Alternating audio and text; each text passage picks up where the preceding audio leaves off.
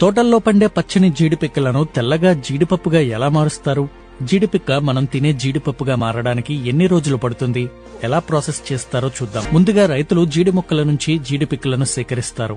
వాటిని వేరు చేసి ఎండబెడతారు. ఆ తరువాత మిల్లులకు అమ్ముతారు. మిల్లుకు వచ్చిన జీడిపిక్కలు రకరకాల సైజుల్లో ఉంటాయి. వాటిని సైజు బట్టి వేరు చేయడంతో జీడిపప్పు ప్రయాణం మొదలవుతుంది. చిన్న చిన్న యూనిట్లలో అయితే ఈ పని మనుషులే చేస్తారు. జీడిపిక్కలను సైజును బట్టి వేరు చేస్తారు. దీని తర్వాత చిన్న యూనిట్లైనా పెద్ద యూనిట్లైనా అంతా మిషన్లపై చేయాల్సిందే. సైజింగ్ అయిన తర్వాత వీటిని వేడి నీటితో శుభ్రంగా కడిగి ఆ తర్వాత ఒక రోజంతా చల్లబరుస్తారు. కూలింగ్ అయిన తర్వాత జీడిపిక్క నుంచి జీడిపప్పును వేరు చేసే ప్రక్రియ మొదలవుతుంది. ఇలా సిద్ధమైన జీడిపప్పును ట్రేలలో పెట్టి వేడి చేస్తారు. పీలింగ్ అంటే జీడిపప్పుపై ఎర్రగా కనిపించే పొరను తొలగించడం. ఆ పొరను జీడిపప్పు డ్యామేజ్ అవ్వకుండా తొలగించడంతో జీడిపప్పుగా మారే జీడిపిక్క ప్రయాణం సగం ముగిసినట్లే. మిషన్ల ద్వారా మాన్యువల్ గాను పీలింగ్ జరిగిన తర్వాతే మనం తినే జీడిపప్పు సిద్ధమవుతుంది. దీంతో పచ్చని జీడిపిక్క తెల్లని జీడిపప్పుగా మారినట్లే. ఈ జీడిపప్పును సైజు బట్టి గ్రేడ్లుగా విభజిస్తారు.